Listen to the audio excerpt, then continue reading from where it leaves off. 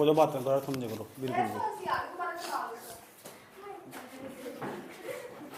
भारत की मिट्टियाँ, class number 55, class number कल हमने 54 क्लास पढ़ ली थी, आज हम कल 55 क्लास पढ़ने वाले हैं। तो पहले हम समझेंगे अम्लीय मृदा जो क्षारीय मृदा कौन कौन सी हो, उससे ज़्यादा सवाल पूछे जाते हैं। समझ में बात? आज से पहले तुमने कभी तो नहीं पढ़ी है? ठीक है फिर। अम्लीय मृदा क्षारीय मृदा बचपन में पढ़ा होगा तुमने, पीएच स्केल। बचपन में जब छोटे छोटे थे, 10वीं क्लास में थे, आज समझ में जब तुम्हें तमीज नहीं आती बिल्कुल भी, तो तब पीएच स्केल पढ़ाया जाता था। पीएच स्केल में बताया जाता था जिस पदार्थ का पीएच मान 7 से ज़्यादा हो वो क्षारीय होगा, 7 ही हो तो उदासीन होगा, और 7 से कम हो तो अम्लीय होगा। ऐसा करके बताया जाता था। समझ में आया बात ये? ठीक। तो यहाँ भी वही कॉन्सेप्ट यूज होगा। अगर मिट्टी के अंदर ना हाइड्रोजन आयन की सांद्रता अगर अधिक बढ़ती चली जा रही, तो ऐसा आप ऐसे कह सकते हैं कि वो मिट्टी अम्लीय होगी ही। ये बात याद रखना। दूसरे नंबर पर अगर उस मिट्टी के अंदर सोडियम की और पोटेशियम के जो लवण है या उनके आयन है उनकी मात्रा अधिक बढ़ती जा रही, तो आप ऐसे कह सकते हैं कि जो मिट्टी क्षारीय होगी। ये बात जानते हो? दूसरे नंबर पर आ जाओ। अगर किसी मिट्टी का पीएच मान 7 ही होगा तो उसे हम उदासीन मृदा कहते हैं, जिसका हमें कोई काम नहीं है अभी। समझ में आया बात? है अम्लीय मृदा। अगर पीएच मान किसी मृदा का 7 से कम पाया जा तो वह अम्लीय मृदा कहलागी, 7 से ज़्यादा होगा तो क्षारीय मृदा कहलागी। और ऐसे देखो मान कर चलते हैं कोई भी मिट्टी ज़्यादा अम्लीय नहीं होनी चाहिए, तब भी घातक हो सकती है तुम्हारे लिए। भले उस अम्लीय मिट्टी के अंदर बड़ी मात्रा में तुम जो मसाले वाली खेती है उससे कर सकते हैं, जैसे कॉफ़ी हुआ, चाय हुआ, इनका सबका आप उत्पादन कर सकते हो। समझ में आया बात क्या? लेकिन ज़्यादा अम्लीय मिट्टी हानिकारक है और ज़्यादा क्षारीय मिट्टी भी हानिकारक है। अगर पौधों की ग्रोथ करनी, पौधों को मतलब फसलों को पैदा करना तुम, उसके लिए उपयुक्त पीएच मान रखा गया है मिट्टी का, वो हमारा होगा 6 से लेकर 7.5 के बीच में। समझ आई बात है? जो मिट्टी का पीएच मान है ना, पौधे की जो ग्रोथ है उसकी वृद्धि के लिए जो पीएच मान है वो 6 से लेकर 7.5 के बीच में रखा गया। अगर आपकी ऐसा हुआ किसी कारणवश, देखो जो मिट्टी ना उसमें जैसे जलवायु में परिवर्तन होता चला जा रहा, हो सकता है आप मिट्टी के अंदर रासायनिक तत्वों का यूज करते हैं। आजकल हम यूज कर भी रहे रासायनिक पदार्थों का यूज कर रहे हैं, क्योंकि सब्जी उगाने के लिए। तो मिट्टी को ना तुम ज्यादा उपजाऊ बनाने के चक्कर में, जैसे हमने हरित क्रांति के दौरान करा, ज्यादा उपजाऊ बनाने के अंदर चक्कर में उसके अंदर ना ऐसे बीज डाल दिए जो जीन एडिटिंग का उपयोग करके बनाए गए थे, केमिकल बहुत सारे डाल दिए, उससे मिट्टी खराब होगी। और जैसी मिट्टी खराब होगी, हो सकता है आपकी मिट्टी बहुत ज्यादा अम्लीय बन जाए। अगर आपके यहाँ जो मिट्टी बहुत ज्यादा अम्लीय बन चुकी है ना, तो उसे सही करने के लिए मिट्टी को आप उसमें चूने का प्रयोग कर सकते हैं। यदि आपके यहाँ जो मिट्टी है अगर वो क्षारीय बन जा, तो इसका ये मतलब होगा उसे सही करने के लिए आप जिप्सम का प्रयोग कर सकते हो। ये सवाल पूछे हुए। अगर मिट्टी क्षारीय होगी, आप देखो राजस्थान के अंदर ना बड़ी मात्रा में मिट्टी क्षारीय रहती है, राजस्थान के अंदर, गुजरात के अंदर। तो वहाँ ना लोग अपने खेतों में चूना नहीं डालते, अगर अम्लीय होगी तो चूना डाल देते हैं, नहीं तो वहाँ जिप्सम का प्रयोग करते हैं मिट्टी को क्षारीय बनाने के लिए, और मिट्टी की उत्पादकता बढ़ा जा सकती है। और इसके बारे में बताने की जरूरत नहीं है कि मिट्टी की उत्पादकता बढ़ेगी, सब कुछ बढ़ जाएगा देश के अंदर। क्योंकि भारत एक कृषि प्रधान देश है, आप इसे वैसे नहीं देख सकते बिल्कुल, क्योंकि कृषि किसी जमाने में भारत की देश की रीढ़ की हड्डी कही जाती थी अर्थव्यवस्था की, और आज भी यही बात है। समझ, आज भी हम वही गलती कर रहे हैं जो हमने 30 साल पहले करी। 1991 में हमने ध्यान नहीं दिया, 2011 में ध्यान नहीं दिया, आज भी हम यही सरकार यही काम कर रही है। आज भी सरकार एग्रीकल्चर को बहुत बुरी तरह इग्नोर कर रही है। अपने आप को अमेरिका मानना ना बहुत बड़ी मूर्खता। इस समय में मेरा खुद का ऐसा मानना, अपने आप को अमेरिका मान लेना बहुत बड़ी मूर्खता। क्योंकि अगर किसी भी इंसान को अपना स्ट्रेंथ मालूम नहीं होगा ना, उसकी बियॉन्ड जगह कार्य करेगा तो मार खाना ही खाना। ऐसे ही भारत को समझ लो, भारत को एक इंसान समझ लो, वो अपना स्ट्रेंथ भूलता चला जा रहा है इस टाइम। और तुम जितनी भी पॉलिसी, जितनी भी नीतियाँ, कितने भी कार्यक्रम देख लो, सारे बियॉन्ड जा रहे हैं एग्रीकल्चर के। समझ आई बात है? एग्रीकल्चर अपनी इस टाइम बहुत बुरी अवस्था तो गुजर रहा है। और मेरा ऐसा मानना, अगर यही चलता रहा ना, तो कहीं ऐसा ना हो वो खाद्यान्न संकट हमारे यहाँ दोबारा उत्पन्न हो। भले हमारे यहाँ गेहूँ चावल मौजूद है, तिलहन और दलहन और जो मोटे अनाज दूसरे, समझ आई बात है? तिलहन दलहन हुआ, इनमें भी हम बहुत पीछे, इनका हम बड़े मात्रा पर आयात कर रहे हैं। समझ में आई बात है? दालों का तुमने देखा होगा, जब कोटे का राशन बढ़ता होगा पीडीएस के तहत, समझ आई, उसमें गेहूँ चावल ही दिखाई देगा। गेहूँ चावल का कारण यह है कि हमारे यहाँ हरित क्रांति हो चुकी 67 के दशक में, और हम ना खाद्यान्न में आत्मनिर्भर हो चुके। समझ में आया बात? या लेकिन अभी जब बताया गया कि जो वैज्ञानिक, हम भी आर्टिकल पढ़ते रहते हैं, आर्टिकलों के अंदर जब वैज्ञानिकों को पढ़ते हैं, उनका खुद का कहना, वैज्ञानिकों का, साइंटिस्ट का, बड़े बड़े रिसर्चर्स को पढ़ते हैं, तो उनका कहना कि अब हरित क्रांति तक जितना आउटपुट आना था आ चुका, अब हरित क्रांति के नुकसान देखने को मिलेंगे। ऐसा माना जाता है हरित क्रांति ना पंजाब, हरियाणा, यूपी के अंदर जो उत्पादन पैदा करा, उसके अंदर जो मिट्टी वो बहुत बड़ी मात्रा में कर दी खराब। अब समझ की बात है? अच्छा, हरित क्रांति ना केवल भारत के अंदरूनी भाग में इस क्षेत्र में तो सक्षम हुई, लेकिन कभी पूर्वोत्तर क्षेत्र में वो ना कभी हरित क्रांति अपना प्रभाव नहीं दिखा पाई। ये भी सवाल पूछ चुका है यूपीएससी, ऐसा क्या कारण था इस क्षेत्र में जो हो कि हरित क्रांति इतनी सक्षम नहीं हो पाई। तो जैसे जैसे तुम मेरे साथ आगे बढ़ोगे ये सारी समस्याओं पर बात करोगे, क्योंकि यूपीएससी का एग्जाम फैक्चुअल नहीं है, वो एनालिटिकल है। एनालिटिकल का मतलब विश्लेषणात्मक एग्जाम है, जब तुम किसी चीज़ की सही और गहरी समझ होनी चाहिए। इसलिए कि कभी भी टीवी पर कुछ सुनो या फोन में कुछ सुनो, बड़े लोगों को सुनने हो जिसकी एज भी ज़्यादा हो तो बहुत ध्यानपूर्वक सुनो, और सुनने के साथ ना चीज़ों का विश्लेषण करना सीखो। मैं कभी नहीं पढ़ता बिल्कुल भी, मैं बड़े बड़े लोगों को सुनता हूँ जो एक्सपर्ट्स हो, जो संसद टीवी पर जाते हैं, उनकी बात को बड़े गहन तरीके से सुनता हूँ और बहुत अच्छी बात बताते हैं। क्योंकि एक व्यक्ति की जब जिसकी एज 60-70 साल बीत चुकी, उस इंडस्ट्री में गुजार चुका, तो कम तो बोलने का नहीं। समझने की बात है, उसकी बात बड़ी काम की होगी। तुमने मुझे इकोनॉमिक्स पढ़ाते हुए देखा होगा, इकोनॉमिक्स में मैं सारी बातें बताता हूँ जो एक्सपर्ट्स बताते हैं, और वहीं कहीं वो सारा का सारा सोर्स वहीं का ही हो। पूरी इकोनॉमिक्स में वहीं सीख लूँ, तो यही बात है। जो उन्होंने 70 साल में सीखा है, मैं 5 मिनट में सीख कर आगे निकल लूँ आज। सही बात, तो मैं बहुत तेज तरक्की वाला इंसान हूँ। समझ में आया बात है। जैसे मुझे समझाना हो, पढ़ाना हो किसी का, सबसे पहले देखो पूरी दुनिया में यूनिक तरीका क्या है पढ़ाने का, उसे गूगल पर पहले सर्च करके कहीं लेक्चर देना हो तो सारा डाटा पहले तैयार कर लो अपने दिमाग में, कच्चा कच्चा खाका इस तरह के तो मुझे बोलना। समझ में आया बात है, जिस टॉपिक में मेरा कमजोरी हो। समझ में आया बात है, लेकिन करता हूँ पूरी मेहनत। मेहनत में कभी पीछे नहीं हटना चाहिए बिल्कुल भी। समय तो देखो आता रहेगा, जाता रहेगा, चलता रहेगा। बात समझ में आई है। क्योंकि एग्जाम को ना अपने दिमाग को हमेशा बड़ा करो। कैसे को बड़ा करोगे? सोच बड़ी कर लो अपनी बैठे बैठे। अगर कुछ नहीं है ना तुम्हारे पास, अगर तुम्हारी सोच भी बड़ी ना, तो भी तुम बहुत बड़े आदमी हो, बहुत बहुत बड़े आदमी हो। समझ आई बात। जितनी दुनिया में जितने भी लोग बड़े बने हैं ना, तो समझ जाओ सबसे पहले उनकी सोच बड़ी रही होगी। सबसे पहले उन्होंने अपनी सोच बड़ी करी तो वे बड़े आदमी बने। कुछ लोग पीछे रह गए, क्यों रह गए? क्योंकि उनकी सोच कभी बड़ी नहीं हुई, उन्होंने एक छोटे से केंद्र में रहकर सोचा। समझ में आया बात है। मान लो कि तुम लेबर क्लास में काम करते हो, कहीं भी किसी के यहाँ लेबर पर ठेकेदारी पर काम कर रहे हो तुम, और तुम क्या सोचोगे? तुम्हारी सोच इतनी दायरे में सीमित रहेगी, तुम रात दिन अपने बॉस को देखोगे, काश भी इस स्थान में पहुँच जाते, वही बहुत है। समझ में आई बात है, क्योंकि उस जानकारी नहीं है ना भी। समझ में आई बात है। उस तो बाहर कभी सोचने के नहीं, काश हम इस कंपनी के मालिक हो जाते, जिस कंपनी में हम काम कर रहे हैं, या किसी लेबर के यहाँ काम कर रहे, लेबर कोई लेबर किसी के यहाँ काम कर, इतनी सोचोगे उससे फालतू नहीं। काश हम भी किसी को ऑर्डर दे पाते। तो मेरा ऐसा मानना है, इंसान मेहनत करके कहीं भी पहुँच सकता, कहीं भी। समझ में आ बात है। मैं यहाँ खड़ा होकर पढ़ा रहा ना तुम, मेरी कहानी 2010 से स्टार्ट हुई थी, 11 से 9 से, और तुम्हें साधारण बच्चा हुआ करता था। ऐसा पता कितना साधारण बच्चा, जो किसी चट्टा मार दिया बस रोना स्टार्ट कर दिया, इतना साधारण। धीरे धीरे धीरे धीरे मैं अच्छे अच्छे लोगों के संपर्क में आता चला गया, मुझे उन्होंने समझाता चला गया, मैं भी धीरे धीरे पढ़ता चला गया। नहीं तो हम है थे कौन यार, क्या है औकात थी हमारी। हम तो तुम तो सब हमारे तो बहुत सही स्थिति में होंगे, जितने यहाँ बैठे तुम। मेरा ऐसा मानना, तुम सब मेरे तो सब सही स्थिति में होंगे सब। हमने इतने बुरे दिन देख रखे, तो वहाँ तो जो सर्वाइव करना उसका यार अलग ही मज़ा। अगर तुम बड़े आदमी बनकर वहाँ से सर्वाइव करो, उसको कोई फ़ायदा नहीं है। छोटे फ्रंट से लीड करो ना, तब फ़ायदा ज़िंदगी का।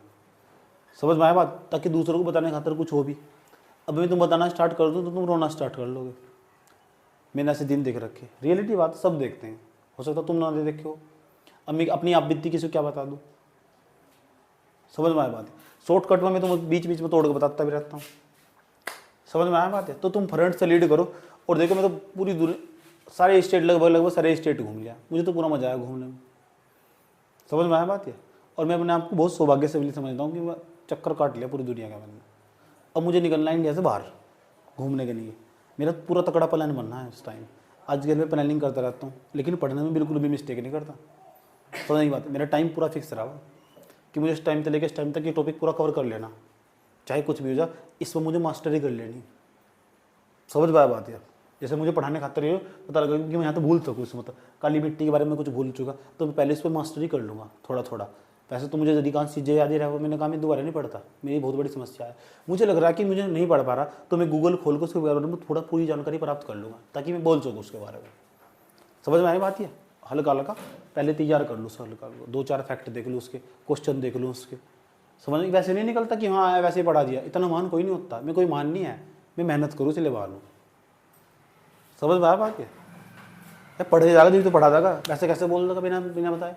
रिवीजन की जरूरत सबको पड़ती है। समझ में आया। मैं तो तीसरी चौथी बार पढ़ा रहा हूँ ऐसा, ये पहला पढ़, लेकिन मेरी खास बात है, मैं पिछली बार अलग पढ़ाया, उस तो अगली बार अलग पढ़ाऊंगा, उसकी बार अलग डाल लूँगा, उससे बार अलग अपडेट करता हूँ चीज़ों को। समझ में आया बात ये? तो मेहनत करो यार, धीरे धीरे आगे पहुँच जाओगे, ज़िंदगी बहुत बड़ी है। अभी तो तुम्हारी स्टार्ट भी नहीं, बहुत कम एज है तुम्हारी। मैं तुम्हें देख कर ना, मुझे किरण दिखाई दे, अंधेरों में आती हुई कोई जुगनू दिखाई दे मुझे, जब मैं तुम्हें देखता हूँ। तुम तो यार बहुत कम एज है तुम्हारी, बहुत कम एज है, कुछ भी नहीं है तुम तो भी। समझ में आया बात है? मेरी तो एज बहुत हो चुकी है यार। तो इसलिए एज में इंसान आके बहुत सीरियस हो जा।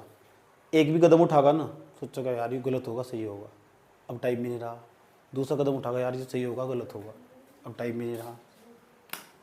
समझ में आया बात है? ये भी रहा नहीं इसमें। समझ में आया? अभी तो तुम हंसी मजाक वाले टाइप के, खुद तो कोई दिक्कत नहीं है, 1-2 साल दो तैयारी को, जाने दो टाइम है। 20-22 साल, 20 के आसपास, 21 के आसपास जिसकी एज, कुछ एज भी नहीं है। बहुत यंग हो यार तुम तो भी, बहुत यंग। यंगेस्ट माइंड का बुद्धि इस्तेमाल यहाँ करो, अनाप शनाप चीज़ों में बुद्धि न बर्बाद करियो अपनी। समय एक बार चला गया ना, दोबारा नहीं आने का लौट के, बहुत पछताओगे, सच में ही बहुत पछताओगे। तुमने सोचोगे मैंने क्या खो दिया, मेरी की तरह पछताओगे, माथा रगड़ करोगे, याद रखना बात है। इसलिए मैं तो कुछ सारा सब लाइन एक ही बात बोल लूँगा, अपना समय हमेशा सोच समझ के बर्बाद करना, ये कभी नहीं आने का लौट कर। आसान भाषा में बताऊँगा बस, एक ही लाइन में, समय सबसे महत्वपूर्ण, सोच समझ के बर्बाद करना। समझ में आया बात? है दोबारा नहीं आने का लौट।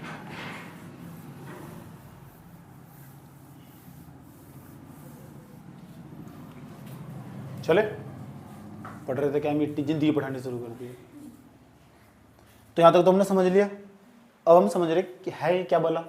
तो इसे समझो, ध्यान तो समझना अच्छे तरीके से।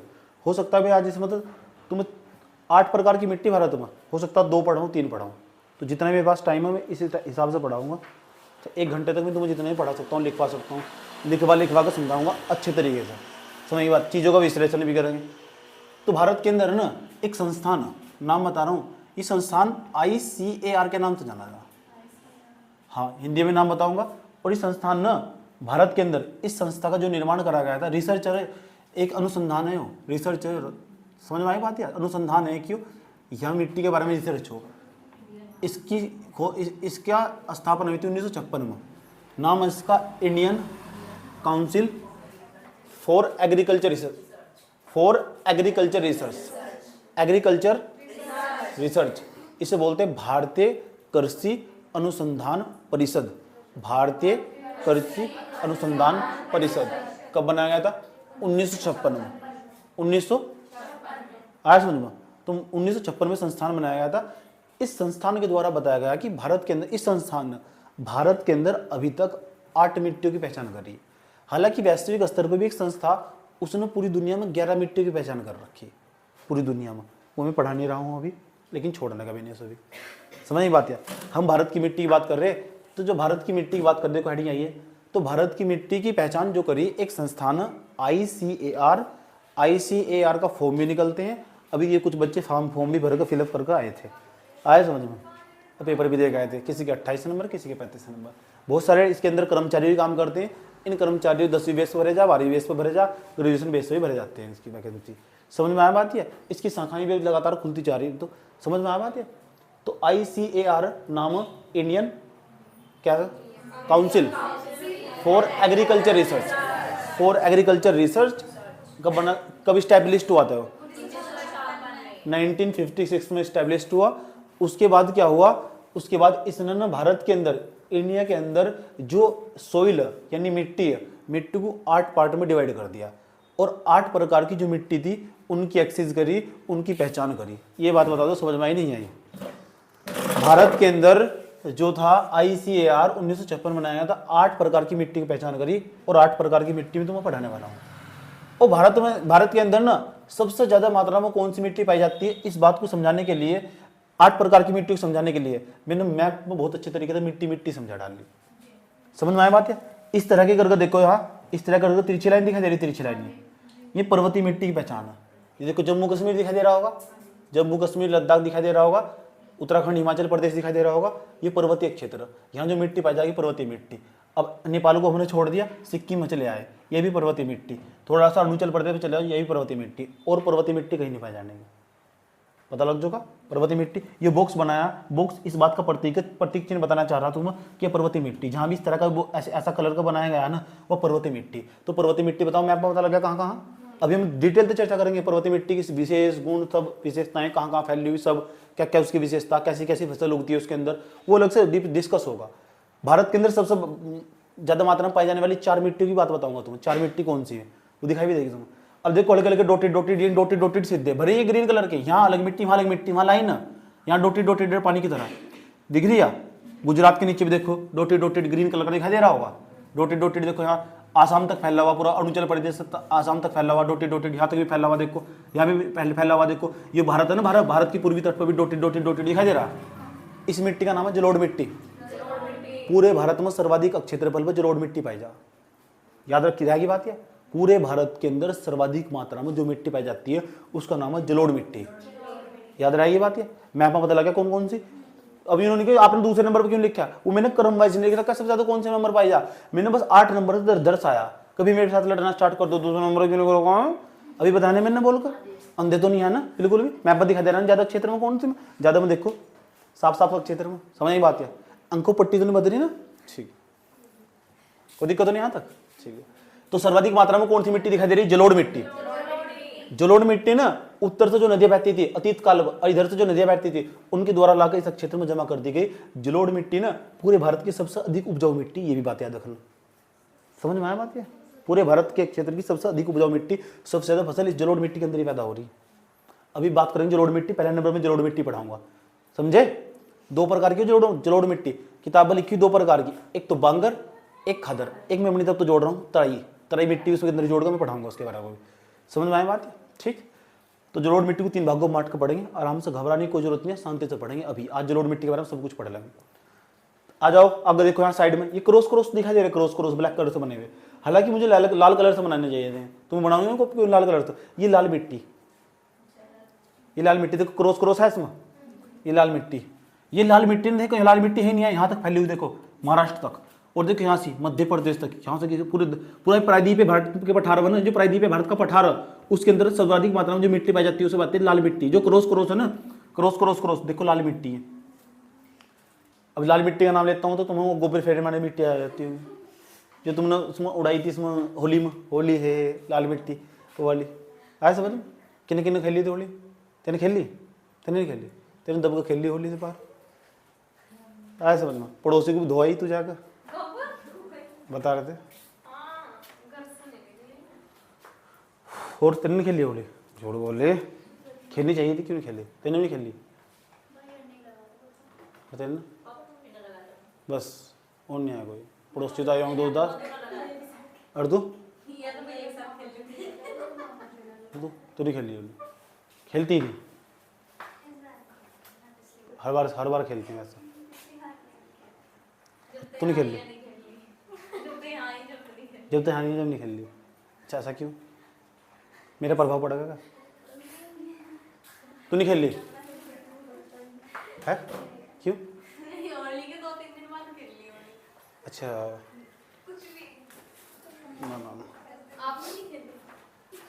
मैं टाइम नहीं मिला, मुझे पढ़ रहा था उस दिन में, सबसे ज़्यादा पढ़ा, सुकून था मुझे।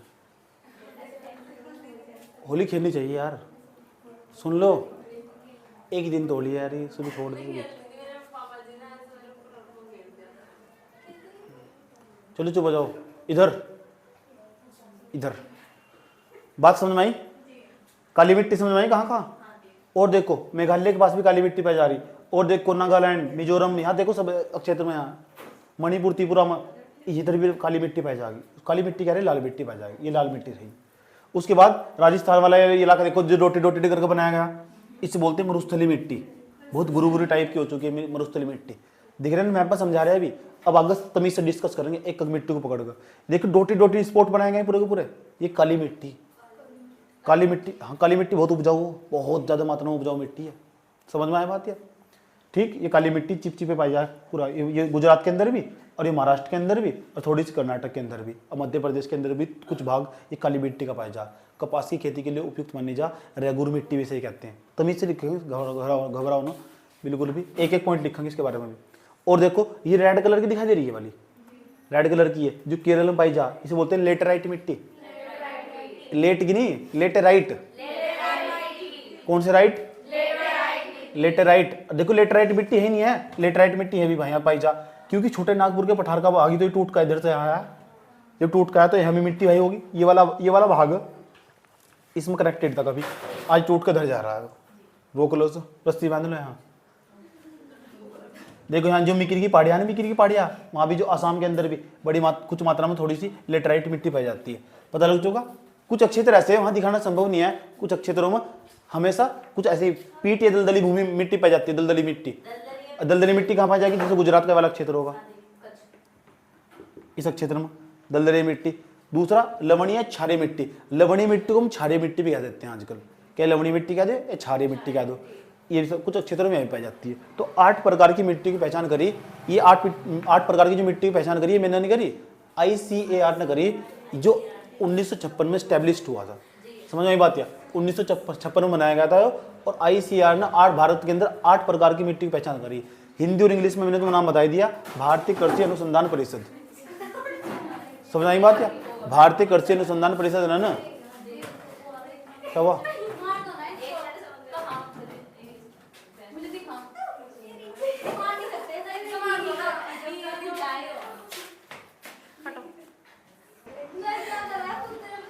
चलो कॉपी में ना अब हेडिंग बना लो। अच्छा ये बात तुम्हें लिखनी पड़ेगी, ICAR ने भारत में, वीडियो से देख कर लिखना, ICAR ने भारत में 8 प्रकार की मिट्टियों की पहचान की है, जो निम्नलिखित प्रकार से है। नंबर 1 जलोढ़ मिट्टी है, मैं क्रमवाइज लिखाऊंगा, जो सबसे बड़ा वर्ग, जो सबसे ज्यादा उसका नाम पहले लिखाऊंगा। नंबर 1 जलोढ़ मिट्टी, कॉपी में हेडिंग बनाओ जलोढ़ मिट्टी। नंबर 1 जलोढ़ मिट्टी।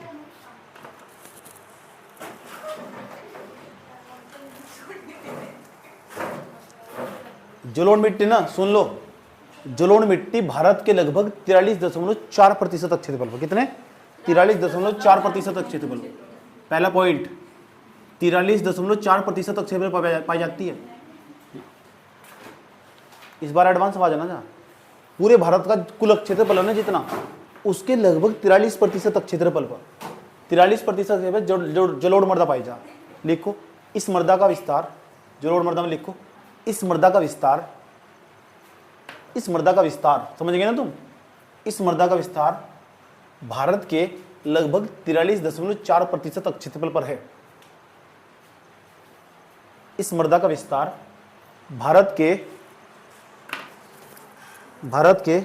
लगभग 43.4% क्षेत्रफल पर है।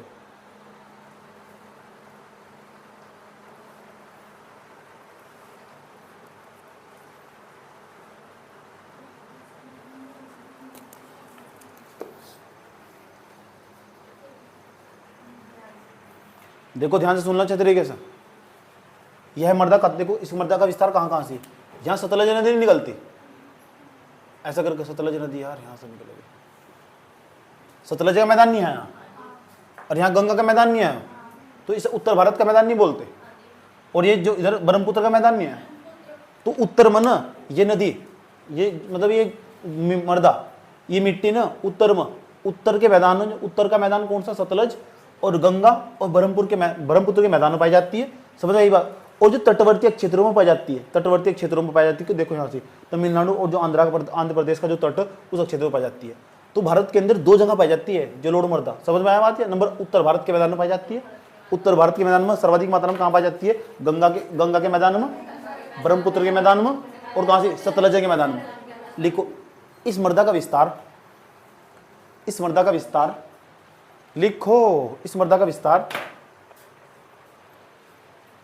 विस्तार भारत में सतलज के मैदान से लेकर गंगा तथा ब्रह्मपुत्र के मैदान, गंगा तथा ब्रह्मपुत्र के मैदान तक है, गंगा तथा ब्रह्मपुत्र के मैदान तक है, लिख लिया।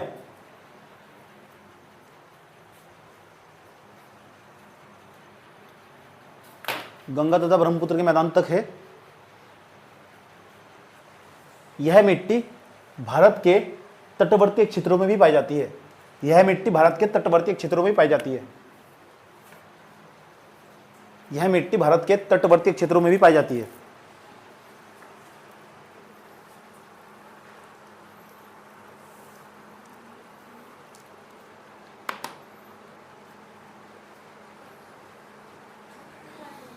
याद रहेगी बात या? अब मेरी बात थोड़ा ध्यानपूर्वक सुनो। देखो, जो दक्षिण भारत की नदियां ना, गोदावरी, कृष्णा, कावेरी, समझ में आई बात या? इनकी डेल्टाई क्षेत्र में भी यही मिट्टी पाई जाती है, तटवर्ती क्षेत्रों में। याद रहेगी बात या? दूसरे नंबर की खास बात है, इस मिट्टी के अलग अलग नाम भी है। और एक बात, एक क्वेश्चन दिमाग में सेट कर लेना जब भी मिट्टी के बारे में लिखोगे, क्योंकि मिट्टी में मेंस का क्वेश्चन अब तक आया नहीं और मुझे पूरी उम्मीद है आ सकता। मूलभूत मतलब जो ट्रेडिशनल क्वेश्चन है, ट्रेडिशनल भूगोल से अगर सवाल पूछेगा, मिट्टी से सवाल बचा हुआ, पक्का सवाल पूछेगा। चट्टानों तो पिछले सवाल पूछ चुका, चट्टानों का पक्का सवाल पूछ चुका। मूलभूत जो सवाल है, यानी ट्रेडिशनल जो सवाल है, करंट अफेयर से टच करके नहीं पूछा, बिना करंट अफेयर से टच करोगे इस तरह सवाल पूछेगा, पक्की बात है, ये टॉपिक बचा हुआ। समझ में आया बात है? हो सकता है तुम्हारा टाइम पा जा, मेरा टाइम पा जा, या बाद में आगा जरूर, पक्की बात है। दूसरी खास बात क्या है? गंगा, देख सुनो ध्यान रहेगा। एक तो हुआ गोदावरी, कृष्णा हुई, कावेरी हुई, उनके डेल्टाई क्षेत्रों में भी ना ये मिट्टी पाई जाती है। मिट्टी का नाम क्या है? जलोढ़ मिट्टी। जलोढ़ मिट्टी का नाम अलग अलग नाम है। इसका नाम कोप मर्दा, कोप, कौन सी? कोप मर्दा। एक दूसरा नाम भी है कछारी मर्दा भी कहते हैं इसे, कछारी। कौन सी? इतनी बात बताओ समझ में। अच्छा, इसका मिट्टी का निर्माण हुआ कैसा? यहाँ अतीत काल में हिमालय पूरा का पूरा 2500 किलोमीटर की लंबाई फैला हुआ हिमालय, ऊपर था ना उत्तर से बहुत सारी नदियां बहती थी अतीत काल में, आज भी बह रही। तो जो मिट्टियां, जो नदियां बहती है ना, अपने साथ बहुत सारा निक्षेप लेकर आती है। तो ब्रह्मपुत्र नदी आई, निक्षेप लेकर आई होगी, इस क्षेत्र में लाकर बिछा दिया। समझ में बात? या इधर ये गंगा नदी आती होगी, अतीत काल में बह रही है, हिमालय को काट कर ना इस क्षेत्र में लाकर बिछा दिया गया, ऐसे इसका निर्माण हुआ। दूसरा, ब्रह्मपुत्र नदी आई होगी, बहुत सारा अवसाद काट कर लेकर आती है इस क्षेत्र में। देखो यहाँ पूरा मैदान है बीच में, ऊपर पहाड़, नीचे ही पहाड़ है, बीच में मैदान है पूरा पूरा, असम का मैदान जो बोल रहे, असम की घाटी पूरा पूरा असम का मैदान है यहाँ से। समझ में आई बात? तो ऐसा नदियों के द्वारा उत्तर को जो नदियां बहती है, और पहले भी भारत के पठार से भी कुछ नदियां बहती थी, इनके द्वारा निक्षेप लाया गया और इस क्षेत्र में लाकर जमा कर दिया। इस प्रकार जलोढ़ मिट्टी का निर्माण हुआ होगा, ये ऐसा मान्यता, ऐसे ही मान के चलते हैं हम। आए समझ में? लिखो जलोढ़ मिट्टी का निर्माण, पॉइंट वाइज लिख लो, 2 पॉइंट हो गए, तीसरा पॉइंट पर जल्दी याद रहेगा। ऐसे लिखो जलोढ़ मिट्टी का निर्माण, जलोढ़ मिट्टी का निर्माण हिमालय के पार से निकलने वाली नदियों के द्वारा, जलोढ़ मिट्टी का निर्माण हिमालय के पार से निकलने वाली नदियां तथा जलोढ़ मिट्टी का निर्माण हिमालय के पार से निकलने वाली नदियां, हिमालय के पार से निकलने वाली नदियां, हिमालय के पार से निकलने वाली नदियां तथा प्रायद्वीपीय भारत के पठार से निकलने वाली नदियों तथा प्रायद्वीपीय पठार से निकलने वाली नदियों, प्रायद्वीपीय पठार से निकलने वाली नदियों के निक्षेप से हुआ है। के निक्षेप से हुआ है। निक्षेप समझते हो? अवसाद, बालू, कंकड़, पत्थर, मिट्टी, ये सब के निक्षेप से हुआ है।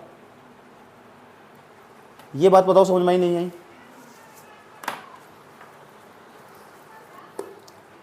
और इंपॉर्टेंट बात बता रहा हूं, तुम्हें हर जगह लिखनी पड़ेगी। भारत के अंदर जितने 8 के 8 प्रकार की मिट्टी हो ना, 3 चीज की हमेशा कमी पाई जाएगी। ये पॉइंट हर बार लिखोगे तुम, चाहे तुम इस मिट्टी के बारे में लिख रहे हो, इसके किसी के बारे में लिख रहे हो। और मैं इस प्रकार पढ़ा रहा हूँ मिट्टी को, जो सबसे ज्यादा मिट्टी वो पहले नंबर पर, दोस्तों कम होगी वो दूसरे नंबर पर। दूसरे नंबर में मैं तुम लाल मिट्टी पढ़ाऊंगा, क्योंकि दूसरे नंबर पर सबसे ज्यादा मात्रा में भारत के अंदर यही मिट्टी पाई जा, तो उसको क्रम भी याद हो जाएगा। हो सकता है पेपर में ऐसा सवाल पूछ लो कि अगर लिखवा भी दूंगा जाकर कि भारत में पाई जाने वाली 4 मिट्टी का नाम बताओ जो सर्वाधिक मात्रा में पाई जाती है। पहले नंबर पर जलोढ़ मिट्टी आ जाएगी, दूसरे नंबर पर लाल मिट्टी आ जाएगी, और तीसरे नंबर पर हम आगे देखते जाएंगे धीरे धीरे। बात समझ आई? अभी जलोढ़ मिट्टी इतने गहरे से पढ़ेंगे ताकि भविष्य में भी कोई सवाल ना बचे और सारे पॉइंट तुम्हारे हाथ में हो। समझ में आई बात? क्या ऐसे जलोढ़ मिट्टी के बारे में भी क्या बताया मैंने? तो मिट्टी चाहे कोई सी भी हो, एक यूनिवर्सल पॉइंट बता रहा हूं, तुम हमेशा लिखोगे और ये भारत के अंदर पाया जाएगा तुम्हारा, और बहुत सारे क्वेश्चन को ऑप्शन काटने में मदद कराएगा तुम्हारा। एक जो पॉइंट बताने जा रहा हूं मैं, भारत के अंदर जितनी प्रकार की मिट्टी पाई जा, उसके अंदर नाइट्रोजन की कमी पाई जाएगी हमेशा। किसकी? नाइट्रोजन की, फास्फोरस की, और उसके बाद दूसरे नंबर पर ह्यूमस की। ह्यूमस, इन तीनों चीजों की कमी पाई जाएगी। क्या जाएगी बात? है नाइट्रोजन की, फास्फोरस की, पोटेशियम की नहीं, कहीं कहीं पोटेशियम की अधिकता पाई जाएगा। तो ये पॉइंट तू हर मिट्टी में लिखोगे, भारत की 8 की 8 प्रकार की, कि भारत के अंदर मैं अभी हम किसके बारे में पढ़ रहे हैं? जलोढ़ मृदा के बारे में। तो जब जलोढ़ मृदा के बारे में पढ़ रहे हैं ना, तो उसके में एक पॉइंट पक्का लिखेंगे कि जलोढ़ मृदा में नाइट्रोजन, फास्फोरस तथा ह्यूमस की कमी पाई जाती है। समझ में आया बात? या लिखो अगला पॉइंट, जलोढ़ मृदा में नाइट्रोजन, फास्फोरस तथा ह्यूमस की कमी पाई जाती है। ह्यूमस पता लग गया ना क्या? ह्यूमस सड़े गले पदार्थ और जो वनस्पतियां, उनके जो अवशेष है उन्हें हम इसे बोलते हैं, ह्यूमस बोलते हैं। क्या लिखा? जलोढ़ मृदा में नाइट्रोजन, फास्फोरस तथा ह्यूमस की कमी पाई जाती है।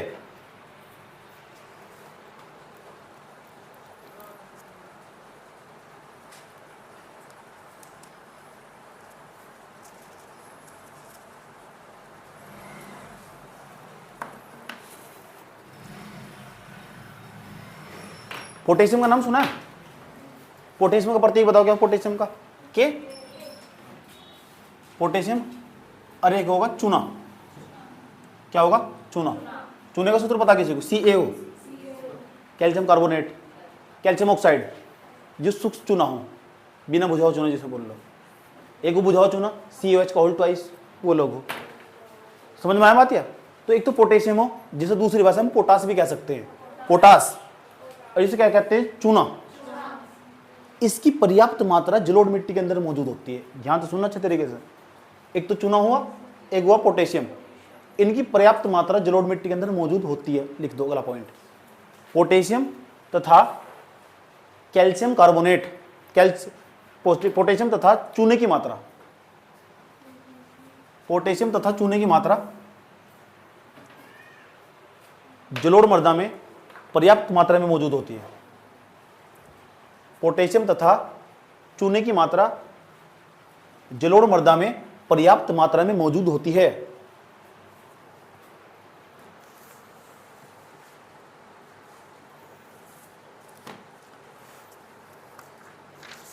पर्याप्त मात्रा में मौजूद होती है, लिख दिया।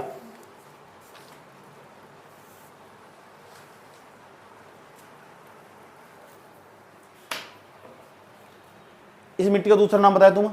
एक तो इस मिट्टी को हम कोप कहते हैं, कोप कहते हैं। दूसरे से कछारी भी कहते हैं, कछारी।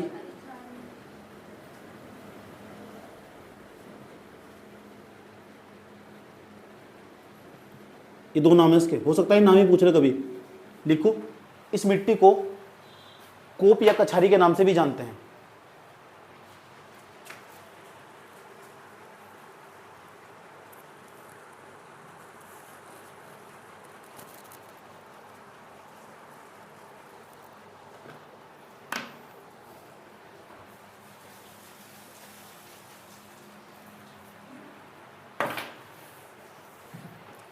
समझ में आया बात? या अब जितना मैंने पढ़ा है ना जलोढ़ मृदा के बारे में, जलोढ़ मृदा का सवाल देने वाला हो 50 शब्दों में लिखना पड़ेगा। PCS का सवाल है।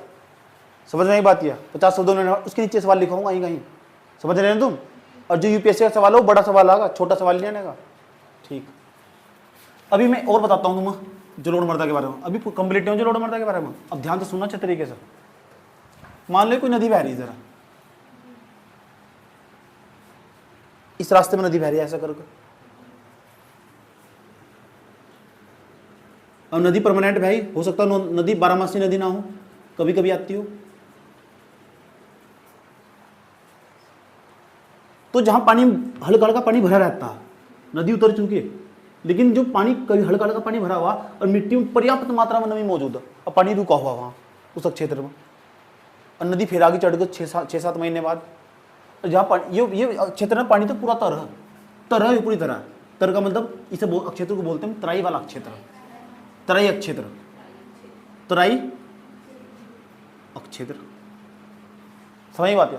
और तराई क्षेत्र में जो मृदा पाई जाएगी उसे बोलेंगे तराई मृदा। तराई मृदा यानी यहाँ जो मिट्टी पाई जाएगी ना उसे तराई मिट्टी बोल लगे, और तराई मिट्टी ना पानी तो लिप्त होगी। अब मुझे ये बता दो, गन्ने को ये बताओ, गन्ने की जो कृषि हो उसके लिए, गन्ने की फसल के लिए, उसके लिए सबसे ज्यादा पानी की आवश्यकता हो। याद रखना बात यह, पंजाब उत्तर प्रदेश हुआ, हरियाणा हुआ, पंजाब हरियाणा उत्तर प्रदेश, यानी गंगा का सतलज जो मैदान है, यहाँ बड़ी मात्रा में गन्ने की फसल पैदा हो, क्योंकि वहाँ तराई क्षेत्र, जहाँ तराई क्षेत्र होगा ना वही गन्ने की फसल पैदा होगी। जैसे हम उत्तराखंड में उधम सिंह नगर में तराई क्षेत्र, वहाँ उस क्षेत्र में गन्ने की फसल पैदा हो, और जहाँ गन्ने की फसल होगी उस क्षेत्र में चीनी मिल खड़ी हो जाएगी तुम्हारे यहाँ का। आया समझ में? जहाँ चीनी होगी वही औद्योगिकरण होना स्टार्ट हो जाएगा धीरे धीरे। इस तरीके से शहरों का डेवलपमेंट हो। आगे बढ़ाऊंगा मैं तुम्हें इस बात को भी। पहले बताओ तराई क्षेत्र, तराई मिट्टी समझ में आई क्या? जहाँ नदी जिस क्षेत्र में बहती रही होगी और वो क्षेत्र पानी से लिप्त हो चुका होगा, रुका हुआ वहाँ पानी होगा या मिट्टी में पानी भरा हुआ होगा, तो वो जो क्षेत्र होगा वो तराई क्षेत्र कहलाएगा। और उस क्षेत्र में जो मिट्टी पाई जाएगी उसे तराई मिट्टी बोलेंगे, नहीं बोल लेंगे? एक्चुअली बात यहाँ, अभी हम जलोढ़ मिट्टी पढ़ रहे, और जो जलोढ़ मिट्टी है ना, इस जलोढ़ मिट्टी को हम 3 भागों में बांट सकते हैं। और पहला भाग यही है, जलोढ़ मिट्टी, यानी तराई मिट्टी भी एक प्रकार की जलोढ़ मिट्टी है, लेकिन तराई मिट्टी ऐसी मिट्टी, जलोढ़ मिट्टी जहाँ पूरे साल भर पानी भरा रहता, पानी में नहीं भरा रहता, तो वहाँ पानी पर्याप्त मात्रा में मौजूद होता जो गन्ने की खेती के लिए उपयुक्त होगा। बात समझ में आई? इससे आसान और सरल भाषा में कभी एग्रीकल्चर को समझाया नहीं जा सकता। एग्रीकल्चर आने वाले 10-12 दिन तक, 15 दिन तक तुम्हें सर में दर्द करने वाला तुम्हारा, लेकिन पूरी जिंदगी दिमाग में बैठ जाएगा। ऐसा एक भी क्वेश्चन नहीं हो सकता जिसका तुम लिख नहीं सकते। कॉपी बंद करके जो भी दिमाग में पढ़ा रहा है जब भी लिख दोगे तुम। अभी तुम जलोढ़ मृदा के बारे में इतनी बातें बता दूंगा कि तुम जब बिना कॉपी बंद करो लिख दोगे। तुम कॉपी बंद कर दिया एक तरफ, तब लिखना स्टार्ट कर दोगे, तब भी तुम इतनी लाइन निकाल लोगे जो किसी को नहीं पता। मैं इतनी आसान और सरल भाषा में पेश कर रहा हूँ सर, समझ में आई बात है? पहले ही बताओ तराई क्षेत्र समझ में आएगा? तराई क्षेत्र कोई अलग क्षेत्र नहीं है, जो जलोढ़ मृदा ना, यहाँ तुम्हें कुछ ऐसा क्षेत्र नहीं मिलेगा जहाँ पानी भरा हुआ, तो समझ जाओ पानी भरा हुआ ना जहाँ, वो तराई क्षेत्र।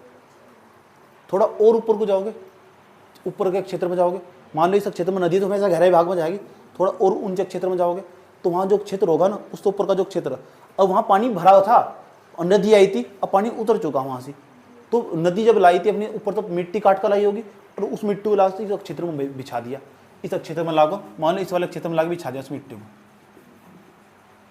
इस क्षेत्र में लाके बिछा दिया, इस क्षेत्र में लाके बिछा दिया, इधर भी।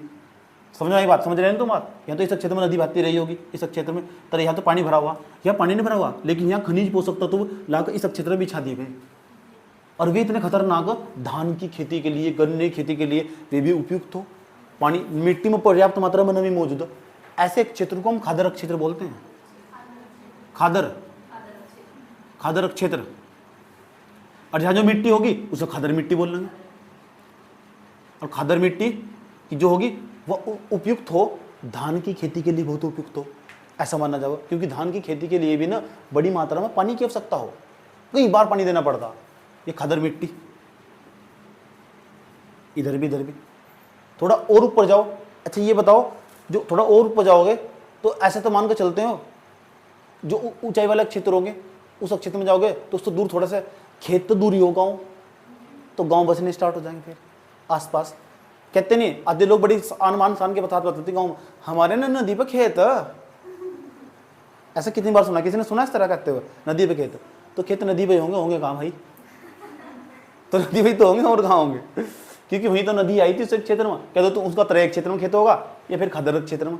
और जो गांव बसाए जा ना, वे बचाए जा गांव का जो मिट्टी जा पक्की, हल्की मिट्टी पक्की हो जा, तो वो जो क्षेत्र हो जा ना, वहाँ जो क्षेत्र आ जा उस पक्की मिट्टी हो जा, अगर फावड़ा मारेंगे ना वहाँ से, अच्छा खादर मिट्टी में फावड़ा मारेंगे तो फावड़ा नीचे चला जाएगा। और जैसे तुम इसमें बांगर मिट्टी फावड़ा मारेंगे, फावड़ा तुम्हारे माथे में लगा टक्कर देसी, इतनी पक्की मिट्टी हो। आए समझ में?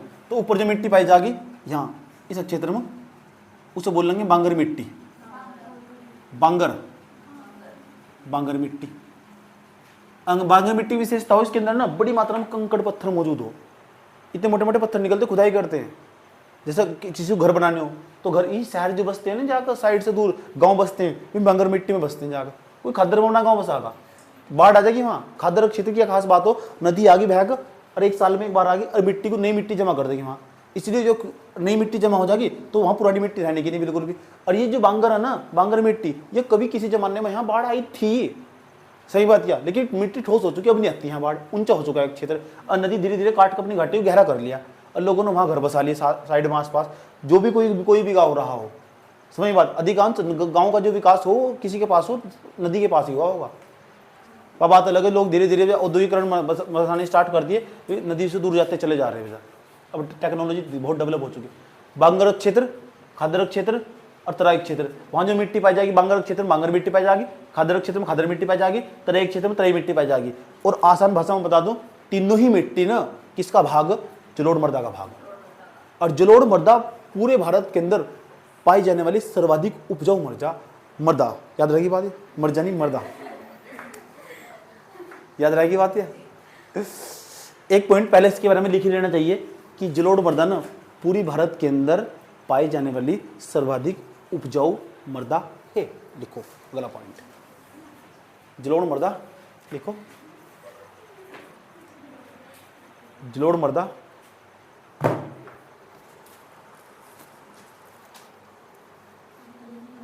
सर्वाधिक उपजाऊ मृदा है, सर्वाधिक उपजाऊ मर्जा है, मर्दा है।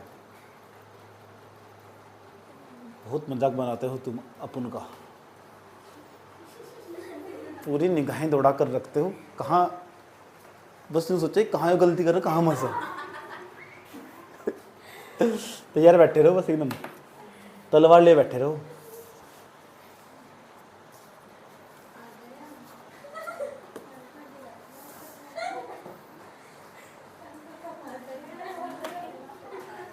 लिखा तो दिक्कत है तक,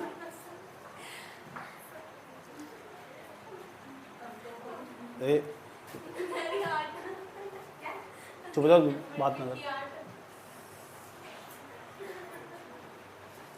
मैनू कह रहा चुप हो जाओ, मैनू कह भी रही, कह रही चुप हो जाओ, नहीं तो फिर टांट दवा तुझे। आ जाओ, सुन लो ध्यान से अच्छे तरीके से। तो बताओ जलोढ़ मृदा को कितने भागों में बांटा गया? जलोढ़ मृदा को 3 भागों में विभाजित किया गया है। जलोढ़ मृदा को 3 भागों में विभाजित किया गया है, लिख दो, मेरी शकल पर थोड़ा लिखा हुआ है, जलोढ़ मृदा को 3 भागों में विभाजित किया गया है। जलोढ़ मृदा को 3 भागों में विभाजित किया गया है। हम चाह रहे आप ये वाला डायग्राम बना लो, सुंदर सुंदर सा, ये वाला।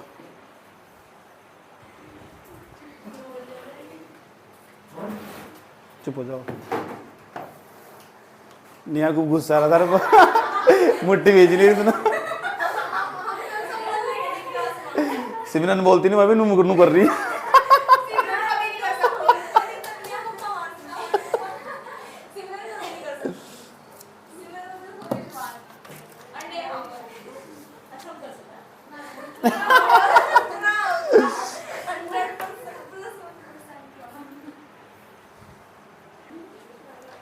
करना क्या, देखो लिखना क्या है कॉपी में, कैसे लिखना देख लो। पहले हेडिंग बनाएंगे तो तराई मिट्टी, ठीक। इसमें से लिखना, यह मिट्टी भारत के तराई क्षेत्र में पाई जाती है, यह मिट्टी गन्ने की खेती के लिए उपयुक्त मानी जाती है। समझ में आया बात? यह मिट्टी जलोढ़ मृदा का ही भाग है। लिख दोगे इतना, लिखिए स्वाहा, कोई दिक्कत तो नहीं है तक, ठीक। इस मिट्टी में ध्यान से सुन लेना, एक लाइन और लिख सकते हैं, इस मिट्टी में छोटे छोटे कंकड़ पत्थर भी पाए जाते हैं, छोटे छोटे कंकड़ पत्थर भी, इतना लिख सकते हो, कोई दिक्कत यहाँ तक, ठीक। उसके बाद दूसरी हेडिंग क्या बनाओगे? दूसरी हेडिंग क्या बनाओगे? खादरक क्षेत्र, खादर मिट्टी। इसमें क्या लिखोगे? यह मिट्टी भारत के खादरक क्षेत्र में पाई जाती है, जो जलोढ़ मृदा का ही भाग है। यह मिट्टी भारत के खादरक क्षेत्र में पाई जाती है, जो जलोढ़ मृदा का ही भाग है। यह नवीन जलोढ़ मृदा है। इसका मतलब अगली बार फिर नहीं हो जाएगी, बात समझ में आई है? और जो बांगर है ना, वो पुरानी जलोढ़ मृदा, समझ में आई बात? या कोई दिक्कत? अब इस मिट्टी की क्या विशेषता, जो खादर मिट्टी है, ये मिट्टी धान की खेती के लिए, किसकी? धान की खेती के लिए। यह मिट्टी धान की खेती के लिए उपयुक्त मानी जाती है। धान तथा जूट की खेती के लिए, धान तथा जूट की खेती के लिए उपयुक्त मानी जाती है। याद रखिए खादर मिट्टी विशेषता, कोई दिक्कत है तक? अगला पॉइंट क्या है, अगली हेडिंग क्या बनेगी? बांगर मिट्टी। बांगर मिट्टी यह पुरानी जलोढ़ मृदा है। क्या लिखोगे इसके बारे में? पुरानी, कोई दिक्कत तो नहीं है तक, ठीक। इसमें बड़े बड़े पत्थर पाए जाते हैं, बड़े बड़े पत्थर की ग्रंथियां पाई जाती हैं या गांठ पाई जाती है। याद रहिए बात, ये बड़े बड़े पत्थर की ग्रंथियां पाई जाती है। कोई दिक्कत? यह मिट्टी काफी कठोर होती है।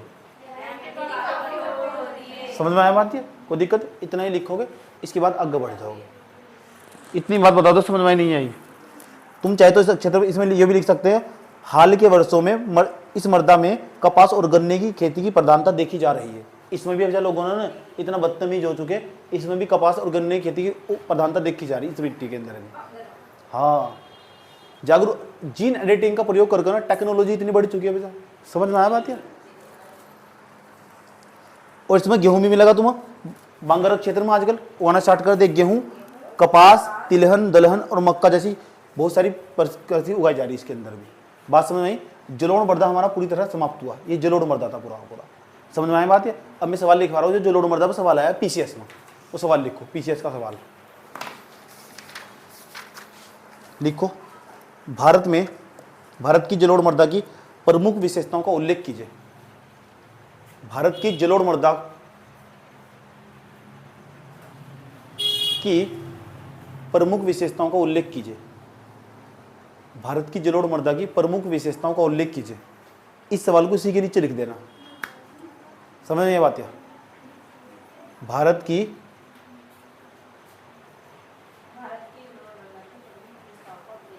अच्छा, इसका इंट्रोडक्शन कैसे स्टार्ट करोगे? इसका लिखना ऐसे लिखोगे, ICAR ने, हिंदी में क्या नाम है, भारतीय कृषि अनुसंधान परिषद ने भारत में 8 प्रकार की मिट्टियों की पहचान की है, जिनमें से जलोढ़ मृदा एक है। आज समझे? फिर जलोढ़ मृदा हेडिंग बनाई और जलोढ़ मृदा की जितनी विशेषताएं लिख दी सब लिख देनी इसके अंदर। बात समझ में आई? बात इंट्रोडक्शन किस तरह स्टार्ट करना और बॉडी पार्ट किस तरह चलेगा। इसमें हार्डली 50 शब्द लिखने। कितने? 50 वर्ड के आसपास लिखने। अब देखो 50 वर्ड में कैसे निपटाना तुम्हें, 5-6 लाइन के आसपास। समझ में आया बात? है अब मैं अपनी कहानी यहीं रोकूंगा।